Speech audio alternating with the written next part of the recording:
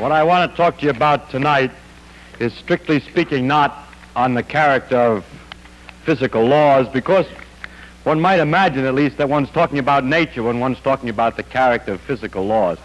But I don't want to talk about nature, but rather how we stand relative to nature now. I want to tell you what we think we know, and what there is to guess, and how one goes about guessing it. Someone suggested that it would be ideal if, as I went along, I would slowly explain how to guess the laws and then create a new law for you right as I went along. I don't know whether I'll be able to do that. But first, I want to tell about what the present situation is, what it is that we know about the physics. You think that I've told you everything already, because in all the lectures I told you all the great principles that are known. But the principles must be principles about something. The principles that I just spoke of, the conservation of energy, is the energy of something, and quantum mechanical laws are quantum mechanical principles about something, and all these principles added together still doesn't tell us what the content is of the nature, that is what we're talking about. So I will tell you a little bit about the stuff on which all these principles are supposed to have been working. First of all is matter, and remarkably enough, all matter is the same. The matter of which the stars are made is known to be the same as the matter on the Earth by the character of the light that's emitted by those stars. They give a kind of fingerprint by which you can tell that's the same kind of atoms in the stars as on the Earth. The same kind of atoms appear to be in living creatures as in non-living creatures. Frogs are made out of the same goop in different arrangement than rocks. So that makes our problem simpler. We have nothing but atoms, all the same everywhere. And the atoms all seem to be made from the same general constitution. They have a nucleus, and around the nucleus there are electrons. So I begin to list the parts of the world that we think we know about. One of them is electrons, which are the particles on the outside of the atoms. Then there are the nuclei, but those are understood today as being themselves made up of two other things, which are called neutrons and protons, two particles. Incidentally, we have to see the stars and see the atoms, and they emit light, and the light is described by particles themselves, which are called photons. And at the beginning we spoke about gravitation, and if the quantum theory is right, then the gravitation should have some kind of waves which behave like particles too, and they call those gravitons. If you don't believe in that, just read gravity here. The same. Now, finally, I did mention that in what's called beta decay, in which a neutron can disintegrate into a proton and an electron and a neutrino, or alien antineutrino, there's another particle here, a neutrino. In addition to all the particles that I'm listing, there are, of course, all the antiparticles, but that's just a quick statement and takes care of doubling the number of particles immediately. But there's no complications. Now, with the particles that I've listed here, all of the low-energy phenomena, all of, in fact, ordinary phenomena that happen everywhere in the universe as far as we know, with the exception of here and there some very high-energy particle does something, or in the laboratory we've been able to do some peculiar things, but if we leave out those special cases, all ordinary phenomena are presumably explained by the action and the motions of these things, these kind of things. For example, life itself is supposedly made, understandable in principle from the action of movements of atoms, and those atoms are made out of neutrons, protons, and electrons. I must immediately say that when we say we understand it in principle, I only mean that we think we would, if we could figure everything out, find that there's nothing new in physics to be discovered in order to understand the phenomena of life. Or, for instance, for the fact that the stars emit energy, solar energy, or stellar energy, is presumably also understood in terms of nuclear reactions among these particles and so on. And all kinds of details of the way atoms behave are accurately described in this kind of, with this kind of model, at least as far as we know at present.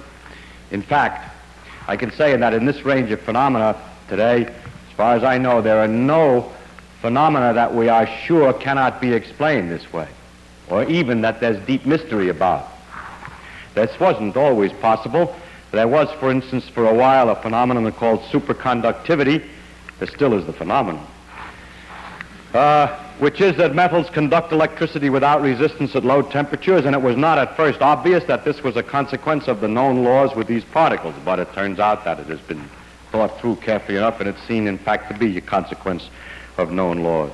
There are other phenomena, such as extrasensory perception, which cannot be explained by this known knowledge of physics here, and it is interesting, however, that that phenomenon has not been well established, and that we cannot guarantee that it's there. So if it could be demonstrated, of course that would prove that the physics is incomplete, and therefore it's extremely interesting to physicists, whether it's right or wrong, and many, many experiments exist which show it doesn't work. The same goes for astrological influences. If it were true that the stars could affect the day that it was good to go to the dentist, then, as in America we have that kind of astrology, then it would be wrong. The physics theory would be wrong, because there's no mechanism understandable in principle from these things that would make it go. And that's the reason that there's some skepticism among scientists with regard to those ideas. On the other hand, in the case of hypnotism, at first it looked like that also would be impossible when it was described incompletely, but now that it's known better, it is realized that it is not absolutely impossible that hypnosis could occur through normal physiological but unknown processes. It doesn't require some special new kind of force. Now, today, although the knowledge of the theory of what goes on outside the nucleus of the atom seems precise and complete enough, in the sense that, given enough time, we can calculate anything as accurately as it can be measured. It turns out that the forces between neutrons and protons, which constitute the nucleus, are not so completely known and are not understood at all well. And that's what I mean by that, is that we do not today understand the forces between neutrons and protons to the extent that if you wanted me to, and gave me enough time and computers, I could calculate exactly the energy levels of carbon or something like that, because we don't know enough about that, although we can do the corresponding thing for the energy levels of the outside electrons of the atom. We cannot for the nuclei. So the nuclear forces are still not understood very well. Now, in order to find out more about that, experimenters have gone on, and they have to study phenomena at very high energy, where they hit neutrons and protons together at very high energy and produce peculiar things. And by studying those peculiar things, we hope to understand better the forces between neutrons and protons. Well, a Pandora's box has been opened by these experiments, although all we really wanted was to get a better idea of the forces between neutrons and protons. When we hit these things together hard, we discover that there are more particles in the world. And as a matter of fact, in this column, there was plus over 4 dozen other particles have been dredged up in an attempt to understand these.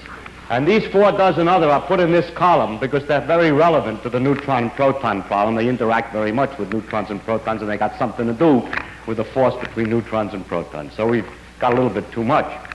In addition to that, while the dredge was digging up all this mud over here, it picked up a couple of pieces that are not wanted and are irrelevant to the problem of nuclear forces. One of them is called a mu meson or muon, and the other was a neutrino which goes with it. There are 2 kinds of neutrinos, one which goes with the electron and one which goes with the mu meson.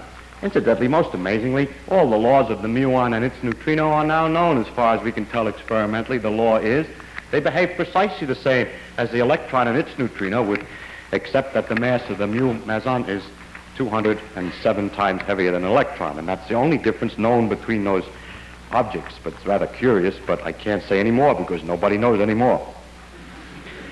Now, 4 dozen other particles is a frightening array, plus the antiparticles, is a frightening array of things, but it turns out they have various names: mesons, pions, kaons, lambda, sigma. It doesn't make any difference. With 4 dozen particles, there are going to be a lot of names. But it turns out that these particles come in families, so it helps us a little bit. Actually, some of these so-called particles last such a short time that there are debates whether it's in fact possible to define their very existence, whether there's a particle or not, but I won't enter into that debate. In order to illustrate the family idea, I take the two cases of a neutron and a proton. The neutron and proton have the same mass within 0.1% or so. One is 1836, the other is 1839 times as heavy as an electron, roughly, if I remember the numbers very. But the thing that's very remarkable is this, that for the nuclear forces, which are the strong forces inside the nucleus, the force between a pair of protons, two protons, is the same as between a proton and a neutron, and is the same again between a neutron and a neutron. In other words, for the strong nuclear forces, you can't tell a proton from a neutron. Or a symmetry law. Neutrons may be substituted for protons without changing anything, provided you're only talking about the strong forces. If you're talking about electrical forces, oh no. If you change a neutron for a proton, you have terrible difference, because the proton carries electrical charge and a neutron doesn't. So by electrical measurement, immediately you can see the difference between a proton and a neutron. So this symmetry, that you can replace neutrons by protons, is what we call an approximate symmetry. It's right for the strong interactions in nuclear forces. But it's not right in some deep sense in nature because it doesn't work for the electricity. This is called a partial symmetry, and we have to struggle with these partial symmetries. Now, the families have been extended. It turns out that the substitution neutron-proton can be extended to substitution over a wider range of particles, but the accuracy is still lower. You see, that neutrons can always be substituted for protons is only approximate. It's not true for electricity. And that the wider substitutions that have been discovered are legitimate is still more poor, a very poor symmetry, not very accurate. But they have helped to gather the particles into families and thus to locate places where particles are missing and to help to discover the new ones. This kind of game of roughly guessing at family relationships and so on is illustrative of the kind of preliminary sparring which one does with nature before really discovering some deep and fundamental law, before you get the deeper discoveries. Examples are very important in the previous history of science. For instance, Mendeleev's discovery of the periodic table for the elements is analogous to this game. It is the first step, but the complete description of the reason for the periodic table came much later with atomic theory. In the same way, organization of the knowledge of nuclear levels and characteristics was made by Maria Mayer and Jensen in what they call the shell model of nuclei some years ago, and it's an analogous game in which a reduction of the complexity is made by some approximate guesses. And that's the way it stands today. In addition to these things, then we have all these principles that we were talking about before. Principle of relativity, that the things must behave quantum mechanically, and combining that with the relativity, that all conservation laws must be local. And so we put all these principles together, we discover there are too many. They're inconsistent with each other. It seems as if we add quantum mechanics plus relativity plus the proposition that everything has to be local, plus a number of tacit assumptions which we can't really find out because we're prejudiced, we don't see what they are, and it's hard to say what they are.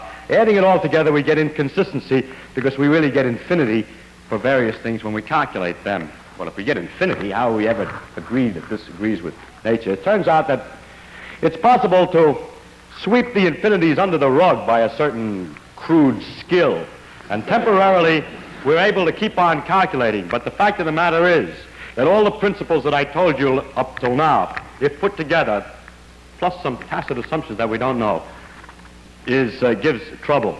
They are not mutually consistent. Nice problem. Example of the tacit assumptions that we don't know what the significance is, such propositions as the following. If you calculate the chance for every possibility, if it's 50% probability, this will happen, 25%, that'll happen, it should add up to 1. We think that if you add all alternatives, you should get 100% probability. That seems reasonable, but reasonable things are where the trouble always is. Another proposition is that the energy of something must always be positive. It can't be negative. Another proposition that is probably added in order before we get inconsistency is what's called causality, which is something like the idea that effects cannot precede their causes. Actually, no one has made a model in which you disregard the proposition about the probability, or you disregard the causality, which is also consistent with quantum mechanics, relativity, locality, and so on. So we really do not know exactly what it is we're assuming that gives us the difficulty producing infinities. Okay, now that's the present situation. Now I'm going to discuss how we would look for a new law. In general, we look for a new law by the following process. First, we guess it. Then we well, don't laugh, that's really true. Then we compute the consequences of the guess to see what, if this is right, if this law that we guessed is right, we see what it would imply, and then we compare those computation results to nature, or we say compare to experiment or experience, compare it directly with observation to see if it works. If it disagrees with experiment, it's wrong. In that simple statement is the key to science.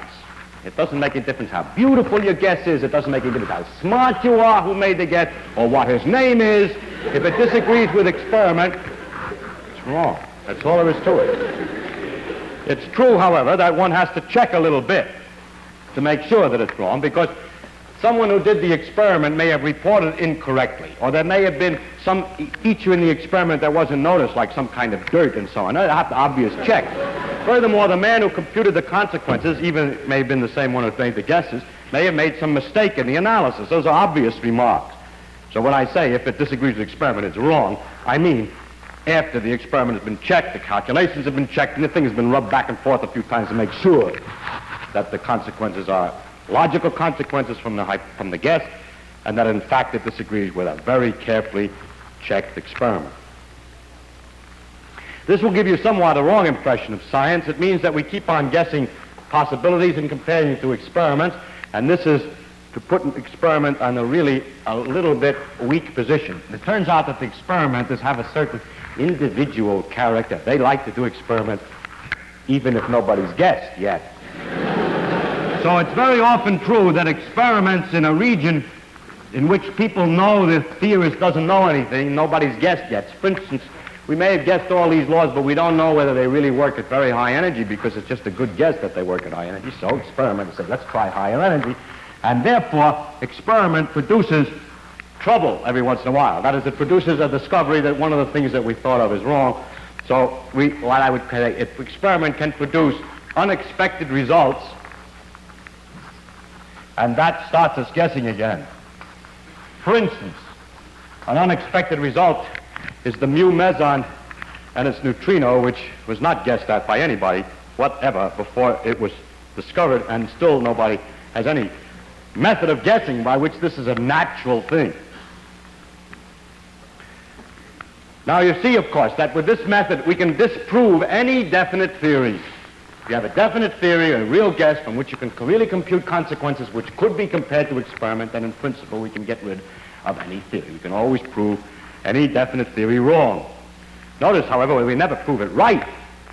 Suppose that you invent a good guess, calculate the consequences, and discover that every consequence that you calculate agrees with experiment. The theory is then right?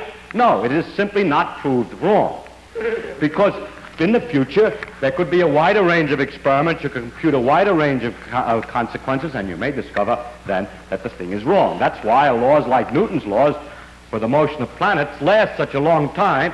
He guessed the law of gravitation, calculated all the kinds of consequences for the solar system and so on, compared them to experiment, and it took several hundred years before the slight error of the motion of Mercury was developed. During all that time, the theory had been failed to be proved wrong and could be taken to be temporarily right, but it can never be proved right, because tomorrow's experiment may succeed in proving what you thought was right wrong.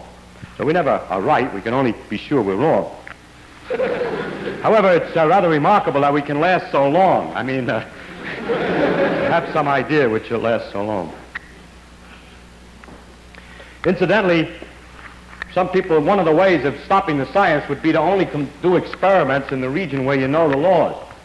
But the experimenters search most diligently and with the greatest effort in exactly those places where it seems most likely that we can prove the theory's wrong. In other words, we're trying to prove ourselves wrong as quickly as possible, because only in that way do we find progress. For example, today, among the ordinary low-energy phenomena, we don't know where to look for trouble. We think everything's all right.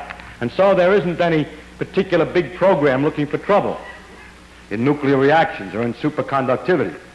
I must say I'm concentrating on discovering fundamental laws. There's a whole range of physics which is interesting in understanding at another level these phenomena like superconductivity and nuclear reactions, but I'm talking about discovering trouble, something wrong with the fundamental laws. So nobody knows where to look there, therefore all the experiments today are in this field of finding out a new law are at high energy. I must also point out to you that you cannot prove a vague theory wrong.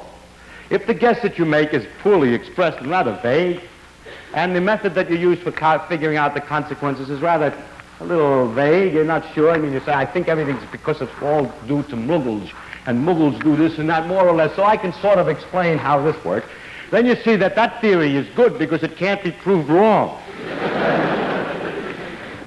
If the process of computing the consequences is indefinite, then with a little skill, any experimental result can be made to look like an expected consequence. You're probably familiar with that in other fields. For example, A hates his mother. The reason is, of course, because she didn't caress him or love him enough when he was a child. Actually, if you investigate, you find out that, as a matter of fact, he did love him very much and everything was all right. Well, then, it's because she was overindulgent when he was a child. So by having a vague theory, it's possible to get either result. Oh, wait. Now, the cure for this one is the following. It would be possible to say, if it were possible to state ahead of time how much love is not enough and how much love is overindulgent exactly, and then there would be a perfectly legitimate theory against which you can make tests. It is usually said when this is pointed out, how much love is and so on, oh, you're dealing with psychological matters and things can't be defined so precisely. Yes, but then you can't claim to know anything about it. Now, we have examples you'll be horrified to hear in physics of exactly the same kind. We have these approximate symmetries. Works something like this. You have approximate symmetry, you suppose it's perfect. Calculate the consequences. Easy if you suppose it perfect. You compare with experiment. Of course, it doesn't agree. Because, of course, the symmetry you're supposed to expect is approximate. So if the agreement is pretty good, you say, nice. If the agreement is very poor, you say, well, this particular thing must be especially sensitive to the failure of the symmetry. Now, you laugh, but we have to make progress in that way. In the beginning, when the subject is first new, and these particles are new to us, this jockeying around, this is a feeling way of guessing at the result. And this is the beginning of any science. And the same thing is true of psychology as it is of the symmetry propositions in the physics. So don't laugh too hard. It's necessary in the very beginning to be very careful. It's easy to fall over the deep end by this kind of vague theory. It's hard to prove it wrong. It takes a certain skill and experience to not walk off the plank on the game. In this process of guessing, computing consequences, and comparing to experiment, we can get stuck at various stages. For example, we may, in the guess stage, get stuck. We have no ideas. We can't guess an idea. Or we may get in the computing stage stuck. For example, Yukawa guessed an idea for the nuclear forces in 1934. Nobody could compute the consequences because the mathematics was too difficult. So therefore they couldn't compare it with experiments successfully, and the theory has remained for a long time until we discovered all this junk.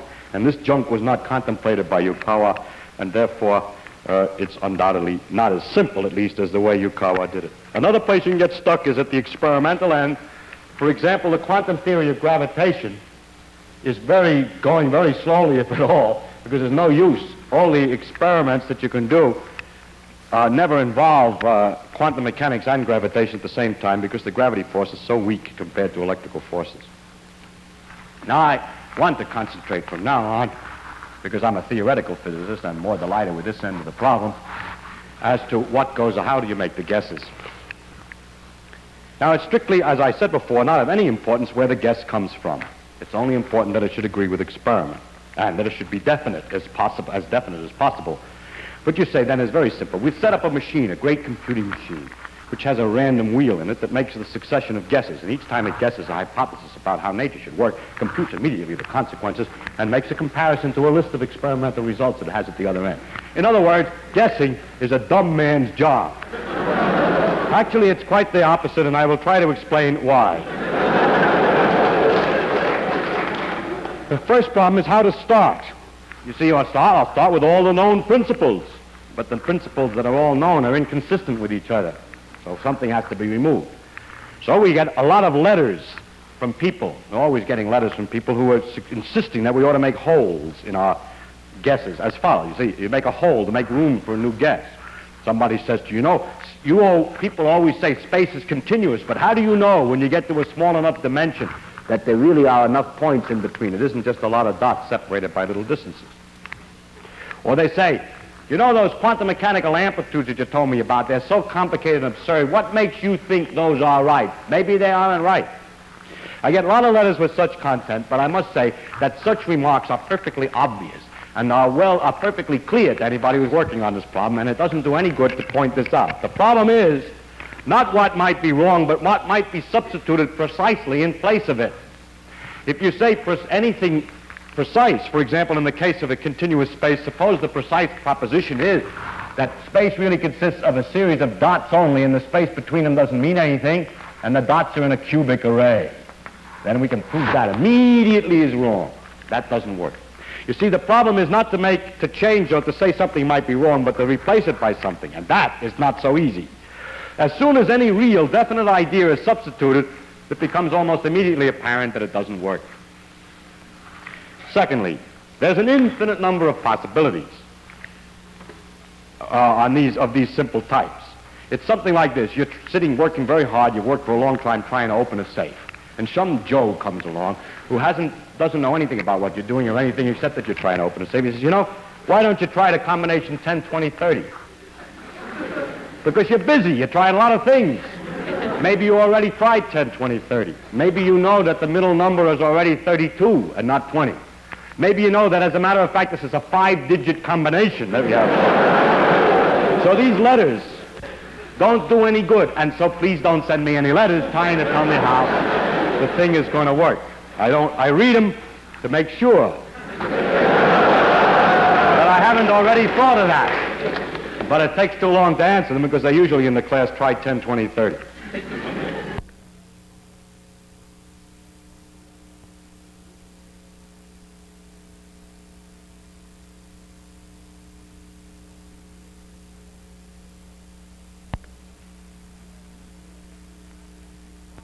And as usual, nature's imagination far surpasses our own. As we've seen from the other theories, they are really quite subtle and deep. And to get such a subtle and deep guess is not so easy. One must be really clever to guess, and it's not possible to do it blindly by machine. So I want to discuss the art of guessing nature's laws. It's an art. How is it done? One way you might think, well, look at history. How did the other guys do it? So look at history. We first start out with Newton. He has in a situation where he had incomplete knowledge. And he was able to get the laws by putting together ideas which all were relatively close to experiment. There wasn't a great distance between the observations and the tests. Now that's the first thing, but now it doesn't work so good. Now the next guy who did something, another man who did something great was Maxwell, who obtained the laws of electricity and magnetism.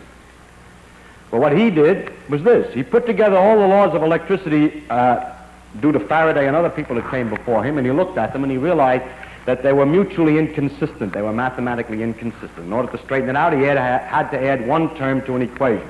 By the way, he did this by inventing a model for himself of idler wheels and gears and so on in space.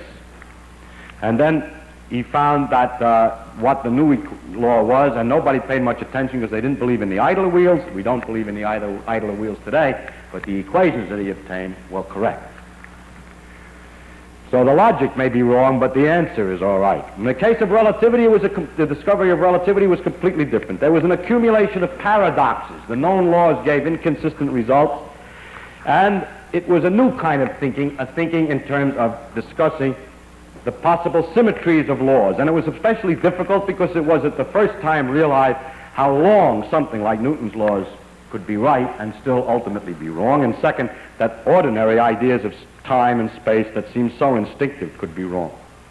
Quantum mechanics was discovered in two independent ways, which is a lesson. There again, and even more so, an enormous number of paradoxes were discovered experimentally, things that absolutely couldn't be explained in any way by what was known. Not that the knowledge was incomplete, but the knowledge was too complete. Your prediction was this should happen, it didn't. The two different routes were one by Schrödinger, who guessed the equations, another by Heisenberg, who argued that you must analyze what's measurable. So two different philosophical methods reduced to the same discovery in the end. More recently, the discovery of the laws of this interaction, which are still only partly known, had quite a somewhat different situation. Again, this time it was a case of incomplete knowledge, and only the equation was guessed. The special difficulty this time was that the experiments were all wrong. All the experiments were wrong. Now, how can you guess the right answer when you calculate the results it disagrees with the experiment, and you have the courage to say the experiments must be wrong? I'll explain where the courage comes from in a minute. Now, today, we haven't any paradoxes. Maybe. We have this infinity that comes if we put all the laws together. But the rug-sweeping people are so, sweeping the dirt under the rug, are so clever that one sometimes thinks that's not a serious paradox. The fact that there are all these particles doesn't tell us anything except that our knowledge is incomplete. Now, I'm sure that history does not repeat itself in physics, as you see from this list, and the reason is this. Any scheme, like think of symmetry laws, or put the equations in mathematical form, or any of these schemes, guess equation and so on, are known to everybody now, and they're tried all the time. So if the place where you get stuck is not that, you try that right away. We try looking for symmetries, we try all the things that have been tried before, but we're stuck. So it must be another way next time. So each time that we get in this logjam of too much trouble, too many problems, it's because the methods that we're using are just like the ones we used before. We try all that right away. But the new scheme, the new discovery is going to be made in a completely different way. So history doesn't help us very much. I'd like to talk about a little bit about this Heisenberg's idea that you shouldn't talk about what you can't measure, because a lot of people talk about that without understanding it very well. They say in physics you shouldn't talk about what you can't measure. If what you mean by this, if you interpret this in the sense that the constructs or inventions that you make, that you talk about, must be such a kind that the consequences that you compute must be comparable to experiment. That is, if you don't compute a consequence like a moo must be 3 goos, when nobody knows what a moo and a goo is, that's no good. If the consequences can be compared to experiment, then that's all that's necessary. It is not necessary that moos and goos can't appear in the guess. That's perfectly all right. You can have as much junk in the guess as you want, provided that you can compare it to experiment. That's not fully appreciated because it's usually said, for example, people usually complain of the unwarranted extension of the ideas of particles and paths and so forth into the atomic realm. Not so at all. There's nothing unwarranted about the extension. We must, and we should, and we always do, extend as far as we can beyond what we already know, those things, those ideas that we've already obtained. We extend the ideas beyond their range. Dangerous, yes. Uncertain, yes. But the only way to make progress. It's necessary to make science useful, although it's uncertain. It's only useful if it makes predictions. It's only useful if it tells you about some experiment that hasn't been done. It's no good if it just tells you what just went on. So it's necessary to extend the ideas beyond where they've been tested. For example, in the law of gravitation, which was developed to understand the motion of the planets. If Newton simply said, I now understand the planet, and didn't try to compare it to the Earth's pull, we can't, if we're not allowed to say, maybe what holds the galaxies together is gravitation. We must try that. It's no good to say, well, when you get to the size of galaxies, since you don't know anything about anything can happen. Yes, I know, but there's no science in it. There's no understanding ultimately of the galaxies. If you, on the other hand, you assume that the entire behavior is due to only known laws, this assumption is very limited and very definite and easily broken by experiment. What we're looking for is just such hypotheses. Very definite, easy to compare to experiment. And the fact is that the way the galaxies behave so far doesn't seem to be against the proposition. It would be easily disproved if it were false, but it's very useful to make the hypothesis. I'll give another example even more interesting and important. Probably the most powerful assumption in all of biology, the single assumption that makes the progress of biology the greatest, is the assumption that everything the animals do, the atoms can do. What? That the things that are seen in the biological world are the results of the behavior of physical and chemical phenomena with no extra something. You could always say, well, when we come to living things, anything can happen. If you do that, you never understand the living things. It's very hard to believe that the wiggling of the tentacle of the octopus is nothing but some fooling around of atoms according to the known physical laws. But if investigated with this hypothesis, one is able to make guesses quite accurately as to how it works, and one makes great progress in understanding the thing. So far, the tentacle hasn't been cut off. What I mean is, it hasn't been found that this idea is wrong. It's therefore not unscientific to take a guess, although many people who are not in science think it is. For instance, I had a conversation about flying saucers some years ago with laymen. Because I'm scientific, I know all about flying saucers. So I said, I don't think there are flying saucers.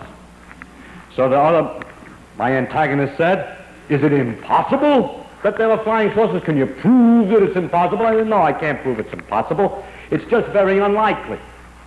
That, they say, you are very unscientific. If you can't prove it impossible, then how can you say it's likely, that it's unlikely? Well, that's the way, that is scientific. It is scientific only to say what's more likely and less likely, and not to be proving all the time possible and impossible. To define what I mean, I finally said to him, listen, I mean that from my knowledge of the world that I see around me, I think that it is much more likely that the reports of flying saucers are the results of the known irrational characteristics of terrestrial intelligence rather than the unknown rational efforts of extraterrestrial intelligence. It's just more likely, that's all. And it's a good guess. And we always try to guess the most likely explanation, keeping in the back of the mind the fact that if it doesn't work, then we must discuss the other possibilities. Now, how to guess at what to keep and what to throw away. You see, we have all these nice principles and known facts and so on, but we're in some kind of trouble. That we get the infinities, or we don't get enough of a description, we're missing some parts, and sometimes that means that we have probably to throw away some idea. At least in the past it's always turned out that some deeply held idea has to be thrown away, and the question is what to throw away and what to keep. If you throw it all away, it's going a little far, and you don't got much to work with. After all, the conservation of energy looks good, and it's nice, I don't want to throw it away, and so on. To guess what to keep and what to throw away takes considerable skill. Actually, it probably is merely a matter of luck, but looks like it takes considerable skill. For instance, probability amplitudes are very strange, and the first thing you'd think is that the strange new ideas are clearly cockeyed. And yet everything that can be deduced from the ideas of the existence of quantum mechanical probability amplitude, strange though they are, all the things that depend on that work throughout. All these strange particles work 100%. Everything that depends on that seems to work. So I don't believe that idea is wrong, and that when we find out what the inner guts of this stuff is, we'll find that idea is wrong. I think that part's right. I'm only guessing. I'm telling you how I guess. For instance, that space is continuous is, I believe, wrong. Because we get these infinities and other difficulties, and we have some questions as to what determines the sizes of all these particles, I rather suspect that the simple ideas of geometry extended down into infinitely small space is wrong. I don't believe that space, I'm making a whole, I'm only making a guess, I'm not telling you what to substitute. If I did, I would finish this lecture with the known law, of course. Some people have used the inconsistency of all the principles to say that there's only one possible consistent world. That if we put all the principles together and calculate very exactly, we will not only be able to use the principles, but discover that these are the only things that can exist and have the thing consistent. That seems to me like a big order. I don't believe, that sounds like wagging the tail by the dog. That's right. Wagging the dog by the tail. I believe that you have to be given that certain things exist, a few of them, not all the 48 particles. or the 50 some odd particles. A few little principles, a few little things exist, like electron and something is given. And then with all the principles, the great complexities that come out with probably a definite consequence. But I don't think you can get the whole thing from just arguments about consistency. Finally, we have another problem, which is the question of the meaning of the partial symmetries. I think I better leave that one go because of a shortage of time. Well, I'll say it quickly. These symmetries, like the neutron and proton, are nearly the same, but they're not, for electricity.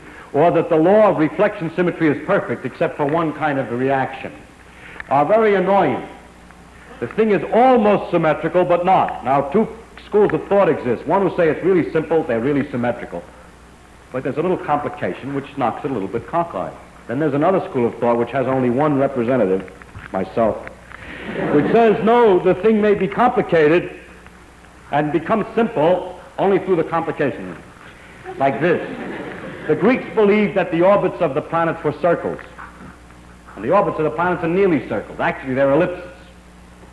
The next question is, well, they're not quite symmetrical, but they're almost circles. They're very close to circles. Why are they very close to circles? Why are they nearly symmetrical? Because of the long, complicated effects of tidal friction, a very complicated idea. So it is possible that nature in our heart is unsymmetrical for these things, but in the complexities of reality, it gets approximately looking as if it's symmetrical. The ellipses look almost like circles.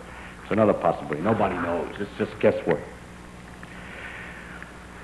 Now, another thing that people often say is that for guessing, two identical theories, suppose you have two theories, A and B, which look completely different psychologically, have different ideas in them and so on, but that all the consequences that are computed, are exactly the same. Maybe say they even agree with experiments. The point is, though, that the two theories, although they sound different at the beginning, have all consequences the same. It's easy usually to prove that mathematically by doing a little mathematics ahead of time to show that the logic from this one and this one will always give corresponding consequences. Suppose we have two such theories, how are we going to decide which one is right? No way, not by science, because they both agree with experiment to the same extent. There's no way to distinguish one from the other. So two theories, although they may have deeply different ideas behind them, may be mathematically identical, and usually people say then in science one doesn't know how to distinguish them, and that's right. However, for psychological reasons, in order to guess new theories, these two things are very far from equivalent, because one gives a man different ideas than the other. By putting the theory in a certain kind of framework, you get an idea what to change, which would be something, for instance, in theory A that talks about something that you say, I'll change that idea in here. But to find out what the corresponding thing is you're going to change in here may be very complicated. It may not be a simple idea. In other words, a simple change here may be a very different theory than a simple change there. In other words, although they're identical before they're changed, there are certain ways of changing one which look natural, which don't look natural in the other. And therefore, psychologically, we must keep all the theories in our head. And every theoretical physicist that's any good knows 6 or 7 different theoretical representations for exactly the same physics, and knows that they're all equivalent, and that nobody is ever going to be able to decide which one is right at that level, but he keeps them in his head hoping that they'll give him different ideas for guessing. Incidentally, that reminds me of another thing, and that is that the philosophy or the ideas around the theory, a lot of ideas, you say, I believe there is a space-time or something like that in order to discuss your analysis, that these ideas change enormously when there are very tiny changes in the theory. In other words, for instance, Newton's ideas about space and time agreed with experiment very well. But in order to get the correct motion of the orbit of Mercury, which was a tiny, tiny difference, the difference in the character of the theory with which you started was enormous. Reason is, these are so simple and so perfect.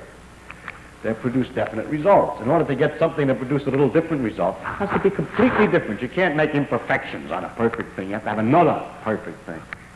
So the philosophical ideas between Newton's theory of gravitation and Einstein's theory of gravitation are enormous. The differences, rather, are enormous. What are these philosophies? These philosophies are really tricky ways to compute consequences quickly. A philosophy, which is sometimes called an understanding of the law, is simply a way that a person holds the laws in his mind so as to guess quickly at consequences.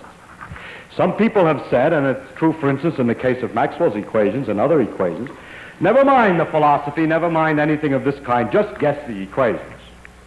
The problem is only to compute the answers so that they agree with experiment, and is not necessary to have a philosophy or argue or words about the equation. That's true in a sense, yes and no. It's good in the sense you may be, if you only guess the equation, you're not prejudicing yourself and you'll guess better. On the other hand, maybe the philosophy helps you to guess. It's very hard to say.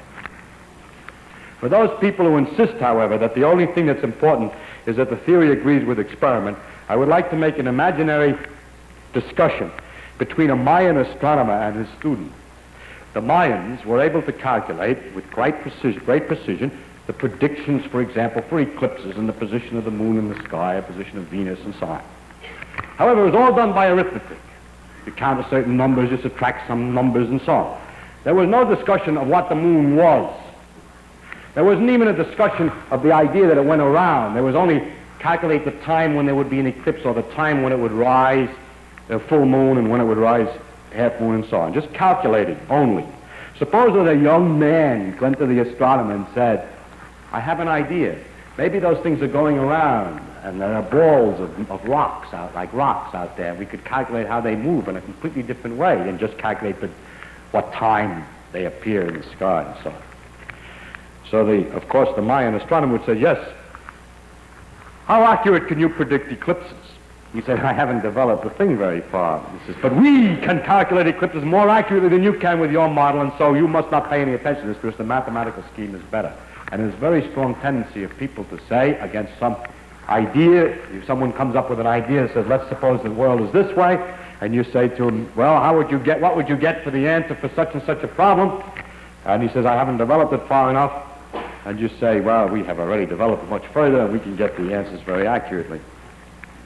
So it is a problem as to whether or not to worry about philosophies behind ideas.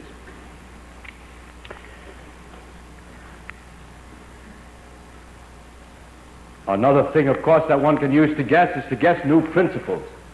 For instance, in Einstein's gravitation, he guessed, on top of all the other principles, the principle that corresponded to the idea that the forces are always proportional to the masses. He guessed the principle that if you were in an accelerating car, you couldn't tell that from being in a gravitational field. And by adding that principle to all the other principles, was able to deduce correct laws of gravitation. Well, that outlines a number of possible ways of guessing. I would now like to come to some other points about the final result. First of all, when we're all finished and we have a mathematical theory by which we can compute consequences, it really is an amazing thing. What do we do? In order to figure out what an atom is going to do in a given situation, we make up a whole lot of rules with marks on paper, carry them into a machine which opens and closes switches in some complicated way, and the result will tell us what the atom is going to do. Now, if the way that these switches opens and close was some kind of a model of the atom, in other words, if we thought the atom had such switches in it, then I would say, oh, I understand more or less what's going on. But I find it quite amazing that it's possible to predict what will happen by what we call mathematics, which is simply following a whole lot of rules which have nothing to do, really, with what's going on in the original thing. So in other words, the closing and opening of switches in a computer is quite different, I think, than what's happening in nature. And that is, to me, very surprising. And finally, I would like to say, one of the most important ideas, the most important things in this guess, compute, consequences, compare, experiment business is to know when you're right. It is possible to know when you're right way ahead of computing all the consequences. Of checking all the consequences. You can recognize truth by a beauty and simplicity. It's always easy when you've got the right guess and make 2 or 3 little calculations to make sure it isn't obviously wrong, to know that it's right. When you get it right, it's obvious that it's right, at least if you have any experience. Because what happens is that more comes out than goes in. That your guess is, in fact, that something is very simple. And at the moment you guess that it's simpler than you thought, then it turns out that it's right, if it can't be immediately disproved. Doesn't sound silly. If you can't see immediately that it's wrong and it's simpler than it was before, then it's right. The inexperienced and crackpots and people like that who make guesses that are simple, all right, but you can immediately see that they're wrong. That doesn't count. And others, the inexperienced students, make guesses that are very complicated, and it sort of looks like it's all right, but I know that's not true, because the truth always turns out to be simpler than you thought. What we need is imagination, but imagination in a terrible straitjacket. We have to find a new view of the world that has to agree with everything that's known, but disagree in its predictions somewhere, otherwise it's not interesting. And in that disagreement, agree with nature. If you can find any other view of the world which agrees over the entire range where things have already been observed, but disagrees somewhere else, you've made a great discovery. Even if it doesn't agree with nature, it's darn hard. It's almost impossible. Not quite impossible. To find another theory which agrees with experiments over the entire range in which the old theories have been checked, and yet gives a different consequences in some other range. In other words, a new idea is extremely difficult. It takes a fantastic imagination. And what of the future of this adventure? What will happen ultimately? We are going along guessing the laws. How many laws are we going to have to guess? I don't know. Some of my, let's say, or some of my colleagues say, well, science will go on, but certainly not, there will not be perpetual novelty, say, for 1,000 years. This thing can't keep on going. We're always going to discover new laws, new laws, new laws. If we do, it'll get boring, that there are so many levels, one underneath the other. So the only way that it seems to me that it can happen, what can happen in the future is first, either that everything becomes known, that all the laws become known. That would mean that after you had enough laws, you could compute consequences, and they would always agree with experiments, which would be the end of the line. Or it might happen that the experiments get harder and harder to make, more and more expensive, that you get 99.9% of the phenomena, but there's always some phenomenon which has just been discovered that's very hard to measure, which disagrees. It gets harder and harder to measure. As you discover the explanation of that one, there's always another one, and it gets slower and slower and more uninteresting. That's another way that it can end. But I think it has to end in one way or another. And I think that we are very lucky to live in an age in which we're still making the discoveries. It's an age which will never come again. It's like the discoveries of America. You can only discover it once. It was an exciting day when there was investigations of America. But the age that we live in is the age in which we are discovering the fundamental laws of nature. And that day will never come again. I don't mean we're finished. I mean we're right in the process of making such discoveries. It's very exciting. It's marvelous. But this excitement will have to go. Of course, in the future there will be other interests. There'll be interests of the connection of one level of phenomena to another, phenomena in biology and so on, all kinds of things. Or if you're talking about explorations, exploring planets and other things. But there will not still be the same thing as we're doing now. It'll be just different interests. Another thing that will happen is that if all is known, ultimately, if it turns out all is known or it gets very dull, the vigorous philosophy and the careful attention to all these things that I've been talking about will gradually disappear. The philosophers who are always on the outside making stupid remarks will be able to close in, because we can't push them away by saying, well, if you were right, you'd be able to guess all the rest of the laws. Because when they're all there, they'll have an explanation for it. For instance, there are always explanations to why the world is three-dimensional. Well, there's only one world, and it's hard to tell if that explanation is right or not. So if everything were known, there would be some explanation about why those are the right laws. But that explanation will be in a frame that we can't criticize by arguing that that type of reasoning will not permit us to go further. So there will be a degeneration of the ideas, just like the degeneration that great explorers feel occurs when tourists begin moving in on the territory.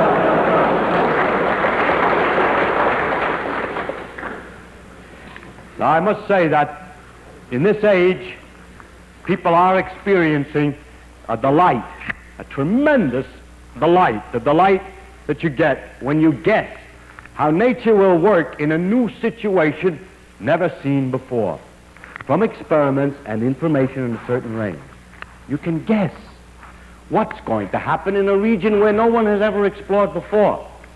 It's a little different than regular exploration. There's enough clues on the land discovered to guess what the land is going to look like that hasn't been discovered. And these guesses, incidentally, are often very different than what you've already seen. It takes a lot of thought.